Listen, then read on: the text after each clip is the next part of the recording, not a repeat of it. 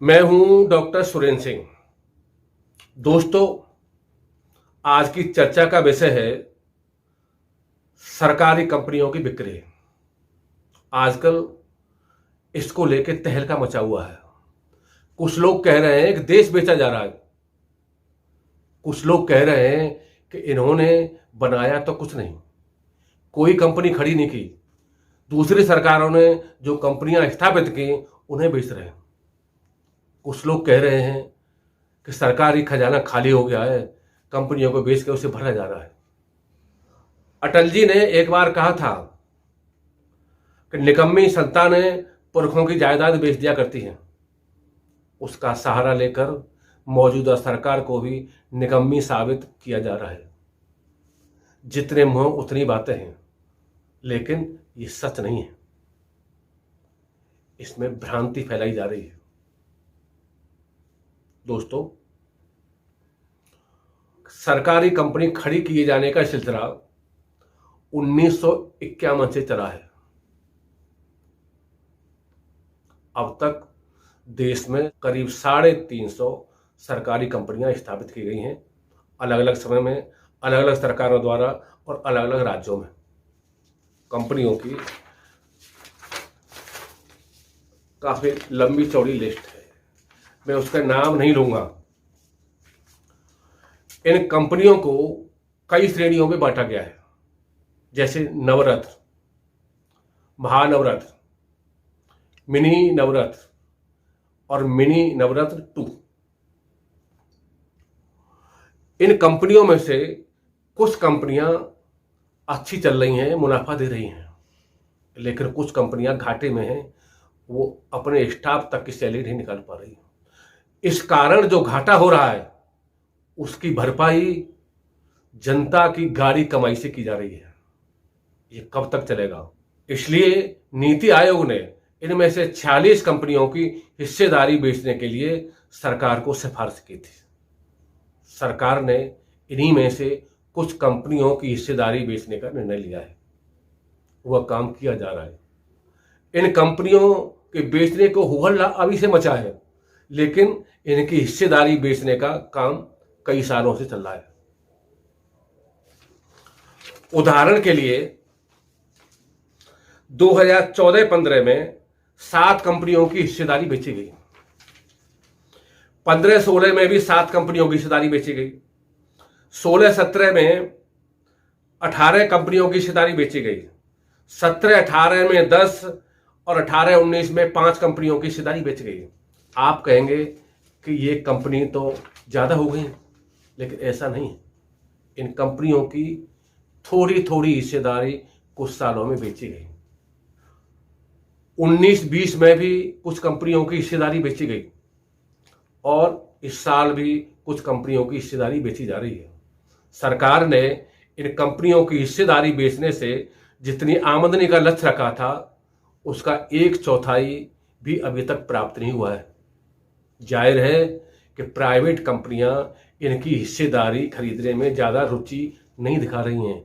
चूंकि सरकार को बजट घाटे की भरपाई करनी है, इसलिए इनकी बिक्री करने का काम अभी और चलेगा। इन सरकारी कंपनियों के कामकाज की हालत किसी से छिपी नहीं है। अक्सर अखबारों में छपता रहता है कि ये सफेद हाथी हो गए, ये अपना बोझ खुद सहन करने की स्थिति में नहीं है। इनके सभी स्टाफ की ऊंची ऊंची सैलरियां हैं। इसके अलावा भी और बहुत सारी सुविधाएं। सरकारी कामकाज के बारे में सभी को मालूम है, मैं बुराई नहीं करना चाहता, लेकिन प्राइवेट कर्मचारी सरकारी कर्मचारियों की तुलना में ज्यादा कर्तव्यनिष्ठा से और ज्यादा मेहनत से काम करते हैं। सरकारी कर्मचारी या सरकारी कंपनियों के कर्मचारी एक बार भर्ती होने के बाद नौकरी को जन्मसिद्ध अधिकार समझ लेते हैं। कुछ तो बिना काम के सैलरी पाते हैं और कुछ लोग काम करते हैं तो उसके अलग से पैसे लेते हैं। भर्तियों में भ्रष्टाचार, भाई भतीजावाद का बोलबाला रहता है। असली अनामिका को नौकरी देने की बजाय उसी के कागजों की फोटो स्टेट से दर्जनों फर्जी अनामिकाओं को नौकरी दे दी जाती है। ऐसा तंत्र काम कर रहा है। सब लोग ऐसे नहीं हैं, लेकिन बोलबाला ऐसे लोगों का है। प्राइवेट खटारा बसें मुनाफे में चलती हैं। बस का मालिक एक बस से दो बस, दो बस से तीन बस खरीद लेता है, लेकिन सरकारी न्यू ब्रांड बसें अच्छे रूटों में चलने के बावजूद घाटे में चलती हैं। मैं सरकारी बिजली कंपनी की बात करूं तो कर्मचारी ही बिजली चोरी कराते हैं और उसे लाइन लॉस के मत्थे मर देते हैं। कहीं कहीं बिजली कंपनी का काम निजी कंपनियों को मिल गया है। वहां स्थिति में सुधार है।